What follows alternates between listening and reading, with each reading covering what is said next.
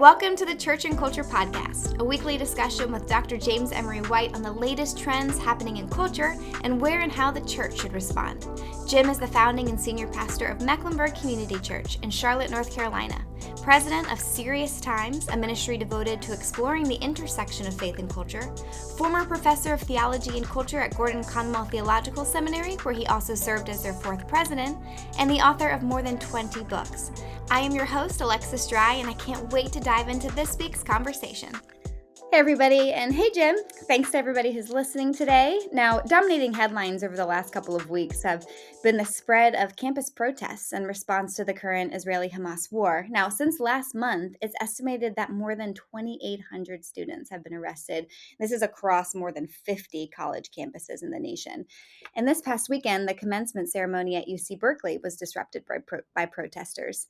Now, of course, these campus protests are multifaceted, and depending on the college and its specific context, the participants and the level of disruption, they all differ. But let's see if maybe today we can talk generally enough to help our listeners understand a bit more about what's going on and how these protests fit into the larger narrative, maybe even of college protests, and what college administrators are having to consider in all of this. So let's first maybe back up to where did we see campus protests break out initially in response to the Israeli-Hamas war, and why there? Well, pro-Palestinian protests really began on college campuses, began to break out and really escalate in April of this year as part of, as you mentioned, the wider Israel-Hamas war protests. It escalated. Even what really sparked it were these mass arrests at Columbia University, where students had been occupying parts of the campus.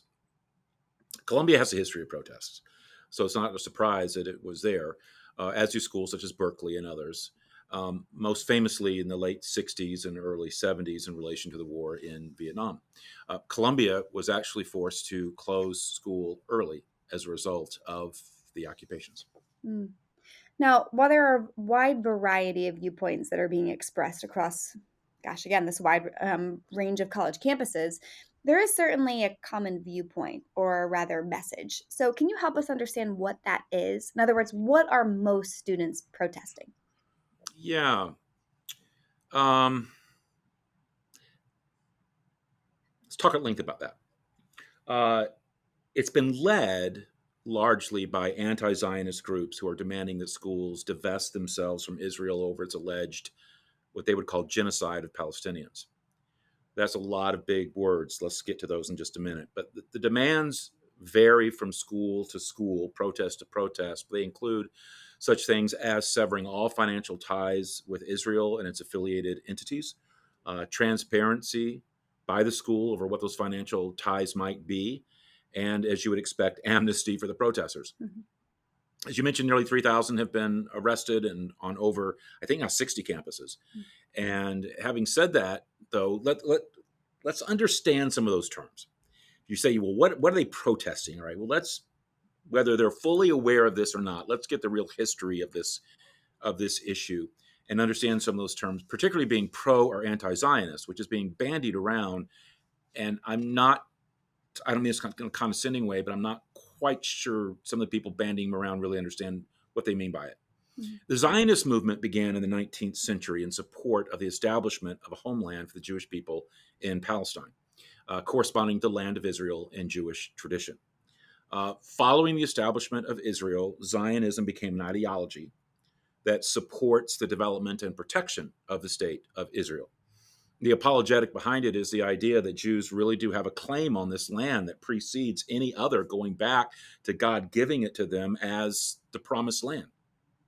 Now, having said that, let's get some more context, specifically the formation of Israel.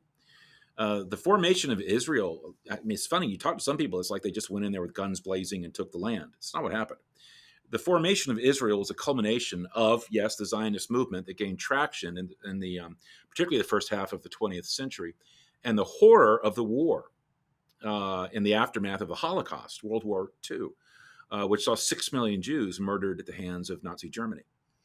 Jews came to believe that the only way to ensure such a tragedy did not happen again would be to have a country of their own.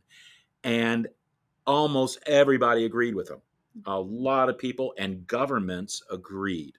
As a result, there was a vote at the United Nations that established the state of Israel. This was done by the United Nations. And at the same time, granted, most in the Arab world resent or reject Israel as a Western creation imposed on them and paid for by the Palestinians who had been living there, who remain without a country of their own to this day. The 1967 war between Israel and surrounding Arab countries or states shifted the dispute away from Israel's existence to its territorial reach. Often called the Six-Day War, Israel succeeded in gaining many of the areas that we're talking about today. Again, this is why this is important history. In that war, they succeeded in seizing the Sinai Peninsula and the Gaza Strip, which had been controlled by Egypt. They also got the Golan Heights, which had been controlled then by Syria, the West Bank and East Jerusalem that were then under Jordanian authority. Palestinians to date remain stateless and divided, with some living on land that Israel gained from Jordan in the 1967 war. Variously called the West Bank, the occupied territories, or by Israelis, Judea and Samaria. Others living in Gaza, and then still others who were forced out or voluntarily left during the 1948 war and decades later remain as refugees in neighboring countries, especially Lebanon and Jordan. UN Security Council Resolution 242 called for Israel to withdraw from territories it gained in the 1967 war. They had also asked for a just settlement of the Palestinian refugee problem and respect for the sovereignty and the territorial integrity and political independence of every state in the area, along with Israel, with their right to live in peace within secure and recognized boundaries, free from threats and acts of force. But as many have noted, this isn't original to me, what this and subsequent resolutions did not do was spell out how to do this, the specifics of this, as to how those objections should be realized. And you can imagine it's very complex. Solve the refugee problem. Okay, that's a big problem. Pull out of this area. Well, we got a lot of people living there. I mean, it's complicated. Further, and I mentioned people living there, as Israelis have created settlements in significant parts of these occupied territories, it makes it more difficult to just give them back due to the hundreds of thousands of Israelis who now live there, which is why it's often controversial when you hear about a new settlement being built. Not to mention, more difficult to create a territorial basis of a viable Palestinian state when you have so many Israelis living there. There's still more to remember, though, as you're processing this. What started this most recent conflict? I've been a little stunned. I mean, no matter where you stand on things, how quickly that's almost being brushed under the rug as if there wasn't an instigation to this. In October of last year, the terrorist group Hamas, who governs the Gaza Strip, attacked the state of Israel in one of the most brazen, brutal attacks since the Holocaust. Initially, more than, I think right off the bat, like 1,200 Israelis were killed, another 3,000 or so injured. It was barbaric in nature. Civilians were targeted, including women and children. Many were kidnapped, still are being held. Israel declared war, as I think any nation would. I mean, and imposed a barricade against the Gaza Strip and began bombing strategic military sites, and then a ground invasion followed, resulting in the death of more Israeli soldiers, but also thousands of Palestinians living in Gaza. But without a doubt, let's not just, again, wherever you stand on where things are right now, this was Israel's 9/11. Nothing has happened to the Jewish people on this scale with this level of barbarism since the pogroms and the concentration camps of the Nazis. The concerns pushed back on that has been obviously the extent of the invasion, including Palestinian civilian casualties, and the relatively small degree of humanitarian aid that has been making its way in to Gaza refugees and civilians. Now, Israel, people calling for a ceasefire, Israel has said no. They feel like they cannot stop until Hamas is eradicated and completely destroyed. They can't live with this threat, particularly when they've already shown that their intent is to destroy Israel and to attack at will. So that's the background and the nature of the protests. Uh, so are they working? Well, that's a mixed bag. There was an interesting article in The Atlantic, which we'll link to in the show notes, that a team of reporters tried to dig into that.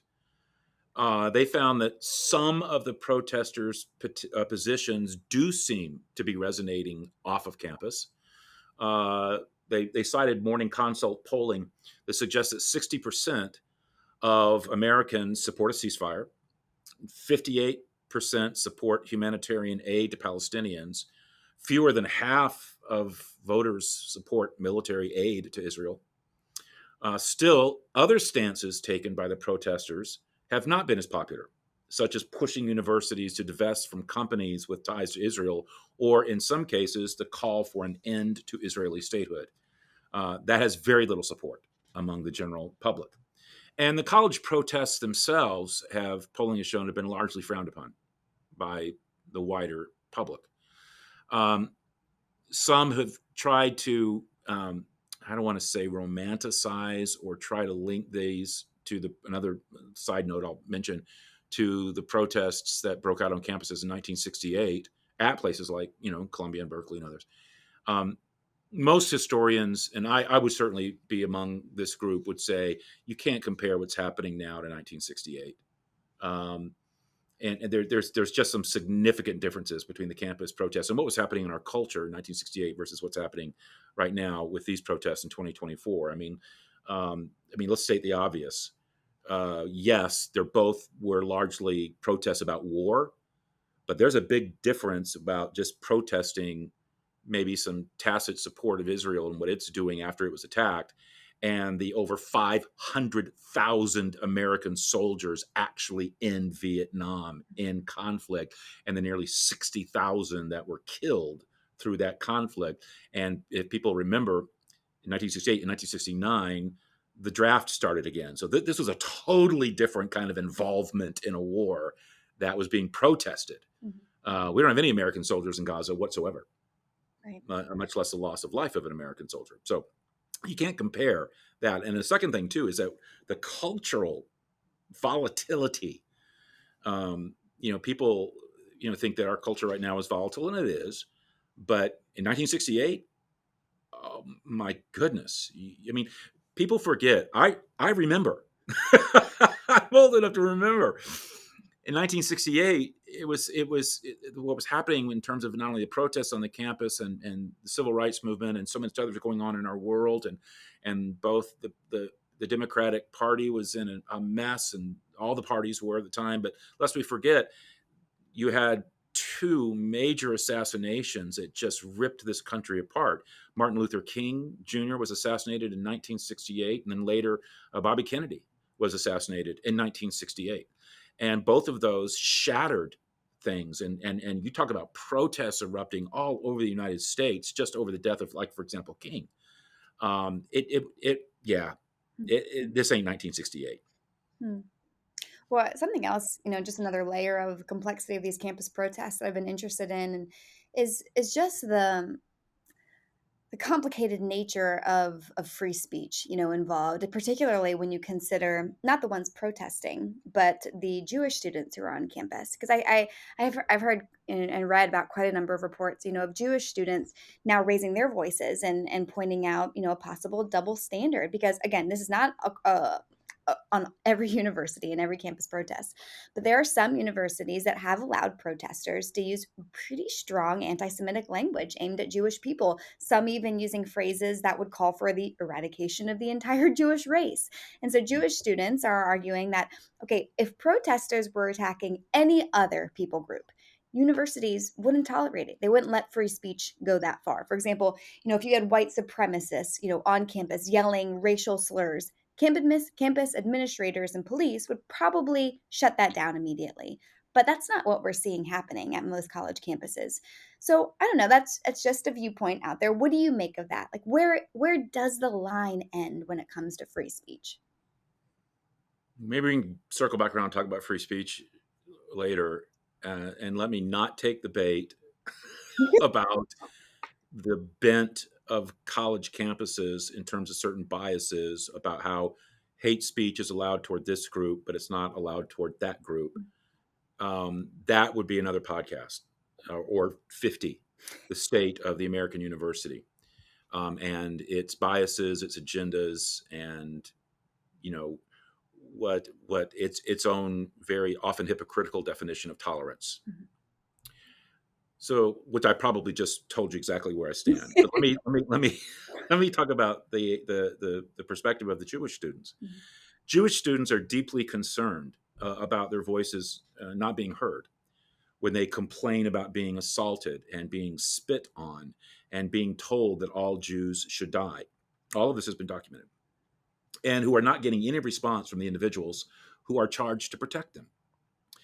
Jewish students say that, do I feel unwelcome on campus? You better believe I feel unwelcome. I read about one junior at Columbia who said that the escalation of protests on and around her campus have just made her feel physically unsafe. I mean, just for her life. She said in an interview that she knows many, many, many people who have been harassed simply because they wore a Jewish star necklace. Now, protesters will say that there is a difference between criticizing the policies of the Israeli government and anti Semitism. And they're absolutely right. You can criticize the Israeli government and not be anti Semitic. But Jewish students would say, but that's not what's happening. They're hearing things like, we want all Zionists off campus, or death to the Zionist state, or death to Zionists. Okay, that's crossed a line. Their experience is that this has stopped being a political debate and has widened out and inflamed anti Semitism. So much so that, I don't know if you probably read this, the House of Representatives recently passed a bill aimed at addressing reports of rising anti-Semitism on college campuses. It is called the Anti-Semitism Awareness Act, and it would see the adoption of a more firm view of what is anti-Semitic speech. It's actually the adoption of the International Holocaust Remembrance Alliance's definition of anti-Semitism for the enforcement of federal anti-discrimination laws regarding education programs. The bill passed with a 320 to 91 vote. I mean, so it had bipartisan support. The international group defines anti-Semitism as a certain perception of Jews, which may be expressed as hatred toward Jews. It gives examples as of the definition's application, which includes accusing Jews as a people group of being responsible for real or imagined wrongdoing, again, committed by a single Jewish person or a group, and making dehumanizing or demonizing or stereotypical allegations about Jews, or about the power of Jews as a collective. And let's be clear about the importance of this. I mean, there's some pushback among some who think that they don't want that particular law to pass because they feel like it would stifle down on free speech. But the International Holocaust Remembrance Alliance says that's exactly what is needed. We've got to shut it down. This is how it started in Nazi Germany. But let's be clear about what's happening, regardless of where you stand on that particular bill or even that language.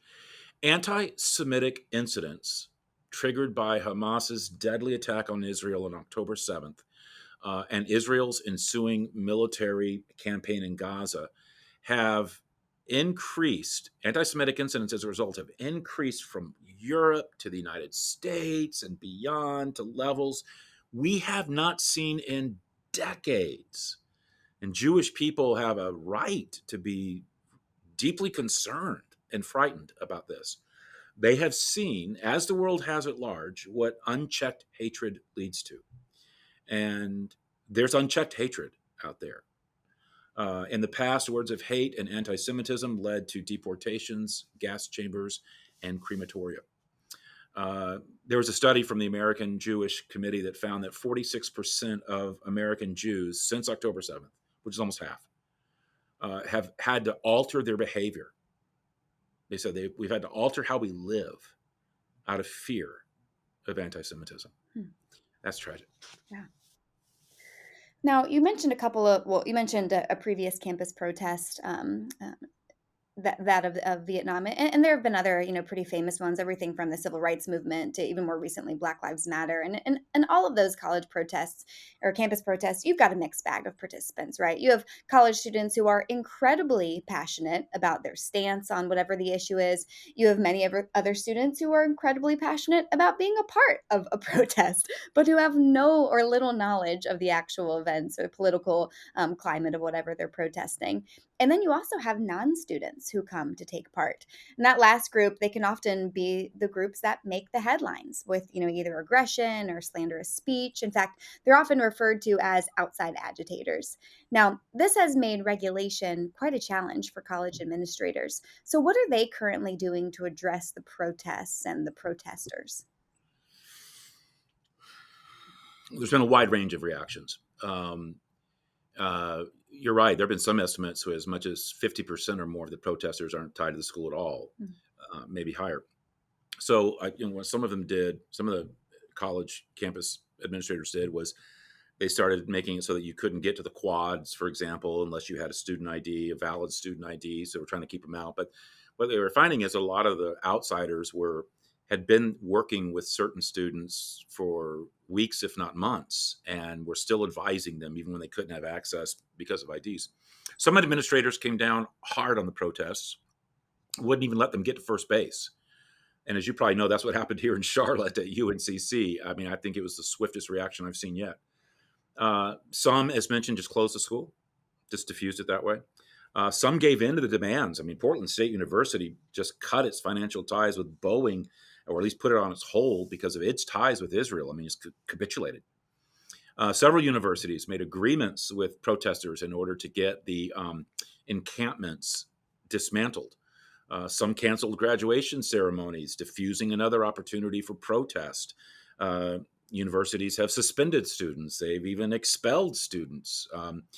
In one poll taken earlier this month, when asked whether college administrators were too strict or too easy on the students, if they'd responded too harshly to college protesters or not, it's really interesting. Just 16% of the public felt like they had responded too harshly. Over a third felt that they hadn't been harsh enough, that they were just caving in. But they're in a tough position. They really are. I mean, I was reading one op-ed piece where they were talking about how university presidents at several universities are just kind of hanging on for dear life, hoping against hope they can just manage the crisis well enough to survive the school year and get to the end of the semester, close the doors, and pray that passions cool over the summer. But I remember that one particular op-ed piece I was reading said it's probably a vain hope because there is no indication that the war in Gaza, or certainly the region, will be over by the fall. And it's quite possible that Israel will be engaged in full-scale war on its northern border against Hezbollah. And the United States will be in the midst this fall of a presidential election that could be every bit as contentious as what 2022 proved to be. I'll just say, I'm glad I'm not in that role. But you have been, and I mean, you have been the president of a graduate school, and I think that's another. I've been waiting to ask you this question because it's so interesting to consider different viewpoints on the role of protesting on college campuses. Because, some people feel that colleges should be a space that's merely for learning, and others think that they should be spaces that are safe for expression, engaging with a variety of viewpoints. And then you have, some people who view college students as just kids, and other people see them as, banner carriers of the future. From your experience, like, what are your thoughts on the role of colleges in this whole conversation?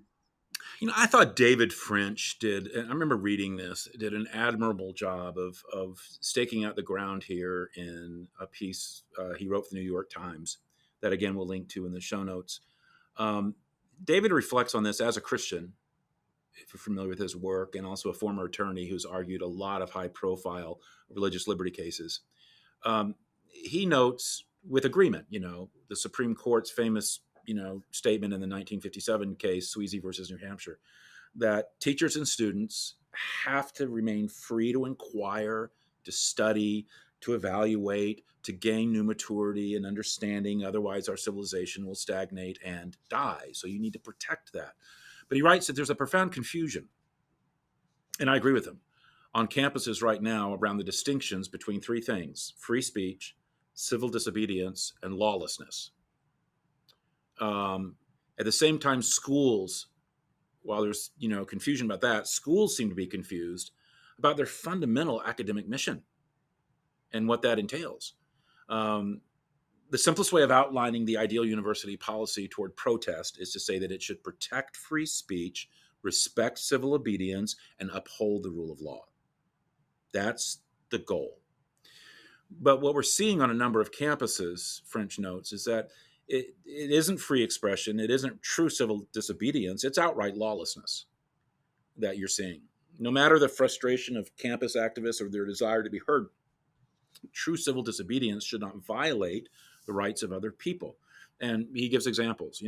Indefinitely occupying a quad violates the rights of other speakers to use the same space. Relentless loud protest violates the rights of students to sleep or study in peace. When protests become truly threatening or intimidating, they can violate the civil rights of other students, especially if those students are targeted on the basis of their race, sex, color, or national origin. The results of lawlessness is chaos, and it is injustice. Other students can't speak. Other students can't learn. Teachers and administrators cannot do their jobs. He gives an example of how it should be handled, and I wasn't familiar with this till I read it. I didn't follow it. It's hard to keep up with everything that's happening on all the campuses. But in March, he writes, there was a small band of pro-Palestinian students at Vanderbilt University in Nashville. That caught my eye because I did advanced university study at Vanderbilt. And for a semester. And what happened there was a group of these pro-Palestinian students pushed past a security guard so aggressively that they injured him. And they walked into a university facility that was closed to protest and briefly occupied the building. Now, the university had already provided, prior to that, ample space for protest. Both pro-Israel and pro-Palestinian students had been speaking and protesting peacefully on campus since October 7th. But these students weren't engaged in free speech, nor were they engaged in true civil disobedience. Civil disobedience does not include assault. And within hours, the university shut them down. 3 students were arrested in the assault on the security guard. 1 was arrested on charges of vandalism. More than 20 students were subjected to university discipline. 3 were expelled. 1 was suspended. The message was clear, and I think it was an appropriate one. Every student can protest, but protest has to be peaceful, and it has to be lawful. Mm. Now, to my knowledge, and again, as you mentioned, it's hard to keep up with all of the protests and how they keep expanding. But to my knowledge, there aren't any campuses that I know of, or at least they're not making the news, of Christian campuses that are involved in the protests. But I have no doubt that there are many Christians who are participating in the protests. So, what are some wise and biblical ideas that might accompany a Christian when considering whether to participate in a protest? Well, first, I would strongly encourage any college student to be passionate about ideas. I love that. Be passionate about ideas. Use the season of life when you're in college, which is a very precious, special season of development, to wrestle with the deep issues of life, to come to grips with their convictions on many contemporary cultural issues. I think that's exactly what it's a great time to be doing that. And that does seem to be happening in some of the protests and with some of the protesters. I read an interesting article. It caught my eye because there's been so many stories about the protests, but there was finally one where they interviewed the college chaplains who are working with students on a spiritual basis through this. And they had a totally different take on what was going on, and with at least some of their students. And they were chaplains on Christian campuses. And they were writing how media accounts of the pro-Palestinian protests and counter-protests have tended to focus on unwelcome encampments and fights between rival groups and arrests by police. But the conflict in Israel and Gaza and the profound issues it raises also, these campus leaders were saying, these campus chaplains were saying, have done what colleges and universities are really meant to do, which is to prompt them to reflect, the students to reflect on what it means to be moral agents and to assess their own diverse faiths. Whether students participated in encampments or prayer vigils or Shabbat rituals or supporting other students, they were growing spiritually, they said, and they were learning how to claim their own place in history. So it can be that way. And when it is, it's a wonderful thing. It's a wonderful thing. So that's first. The second thing that I would say is to not get swept up into something emotionally that you haven't thought through biblically. And that's very, and again, I don't mean this in a condescending way, but when you're in college and it's so easy to get passionate about things and go from 0 to 60, and you see people protesting and you feel like you want to be making a difference, and you start, and you haven't really thought it through biblically. It's easy to get caught up in something emotionally that you haven't really prayed through or thought through in terms of a Christian worldview, or even through the lens of history, which is why I want to take some time earlier in the podcast to let's get the historical flow here, the historical context, because there's a history of this conflict that greatly predates October 7th. And I have heard some things said that, and conclusions drawn and accusations made that show to me, I don't think you know much about what has happened prior. It's almost like you forgot October 7th, much less what happened prior to that. You're just seeing the latest news cycle about, what's happening in Gaza. Finally, if you protest, and there are many reasons why a devout Christian would, do it in a way that reflects your faith. I mean, it should always reflect Jesus. I mean, that just protest the way Jesus would if he were to protest, or at least in a way that doesn't dishonor Jesus. There's a long and honorable history of civil disobedience. And the heart of civil disobedience, and we've defined it before in this podcast, is when you have to disobey because it goes against the moral will and law of God. That's what civil disobedience means historically for our country. And true civil disobedience ultimately honors and respects the rule of law because it's trying to, get us back to what really is true. There was a 1965 appearance that was very famous. You could probably Google it on YouTube, of Martin Luther King, where he was interviewed on Meet the Press. And he defined civil disobedience in a very eloquent way. And knowing that we were going to be talking about this, I brought what he said. When one breaks the law that conscience tells him is unjust, he must do it openly, he must do it cheerfully, he must do it lovingly, and he must do it civilly, not uncivilly. And he must do it with a willingness to accept the penalty. This is what made the civil rights movement so powerful under King. He was committed to nonviolence. That was, which is rare. And the violence that erupted against his nonviolence is what exposed the evil of racism and the segregation statutes that flowed from it before a watching world. I mean, look at what was accomplished when King and others walked across the Edward Pettus Bridge in Selma, Alabama, and were attacked so viciously. So viciously. They won. They won in so many ways. And there are many Christian students doing it in just that way. I mentioned the articles on chaplains. Here's how one described what he was seeing on his campus. He said, "Our students are amazing. I see young people really putting the best part of their faith forward and acting on what their faith causes them to do in kind, loving, peaceful, justice-seeking ways." That is what I would advise Christians to do.